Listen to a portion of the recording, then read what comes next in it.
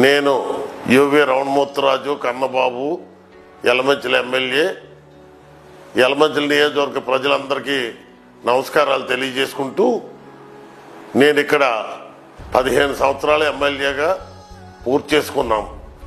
మరలా ఇప్పుడు జగన్మోహన్ రెడ్డి గారి ఆశీస్సులతో మరలా ఎమ్మెల్యేగా యలమంచిలి నియోజకవర్గంలో పోటీ చేస్తున్నాం.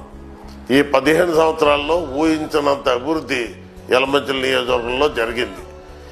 యలమంచిలి పట్టణానికి ఫ్లైఓవర్ తీసుకొచ్చింది నేనే. ఇవాళ ఫ్లైఓవర్ కూడా మార్చిలోనే ఓపెన్ చేయడం జరిగింది. ఈ రోజు సంక్షేమ పథకాలన్నీ ముఖ్యమంత్రి గారు ఇచ్చే సంక్షేమ పథకాలన్నీ కూడా బ్రహ్మాండంగా పేద ప్రజలందరికీ కూడా ఒక్క రూపాయి అవినీతి లేకుండా అందరికీ పేదలందరికీ అందించడం జరుగుతుంది.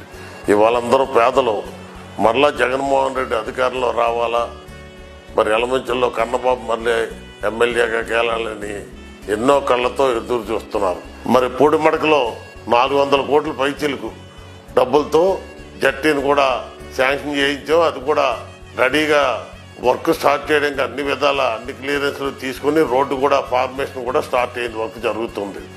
అదేవిధంగా నేవీలో ప్యాకేజీలన్నీ కూడా దగ్గర 33 కోట్ల రూపాయలు తీసుకొచ్చి మరి కొత్తపట్నం, కొత్తపట్నం, నర్సాపురం గ్రామాల్లో అందరికీ కూడా 1,30,000 రూపాయల ప్యాకేజ్ ఇవ్వడం జరిగింది. ఇవాళ మత్స్యకారులకు ఇంకా ఎంతో చేయవలసిన అవసరం ఉంది కూడా. మరి అవన్నీ కూడా చేయాలంటే మరలా నన్ను ఎమ్మెల్యేగా గెలిపించుకోవాలని చెప్పి మత్స్యకారులందరూ కూడా ఎంతో పట్టుదలతో ఉన్నారు. అదేవిధంగా మరి ఇవాళ నియోజకవర్గంలో దగ్గర 200 ఫ్యాక్టరీలు వచ్చాయి. ఇవాళ ఆ ఫ్యాక్టరీలన్నీ కూడా బ్రహ్మాండంగా నడుస్తున్నాయి. దగ్గర 80,000 మంది ఎంప్లాయ్మెంట్ జరుగుతుంది. మరి అనకాపల్లి అచ్యుతాపురం రోడ్డు చాలా బ్యాడ్ కండిషన్లో ఉంటే ఎన్నో విధాల ప్రయత్నం చేసి దానికి ఫండ్స్ తీసుకొచ్చి టెండర్ పిలిపించి అప్పుడే దగ్గర సగం వర్క్ కంప్లీట్ చేయడం జరిగింది. ఎలక్షన్ నాటికి ఓటింగ్ వెళ్ళేసరికి ఆ తారు రోడ్డు మీద నడిచే ప్రజలందరూ ఓటేస్తారని చెప్పి నేను ఆశిస్తున్నాను. అప్పటికల్లా పూర్తి చేస్తాను కూడా.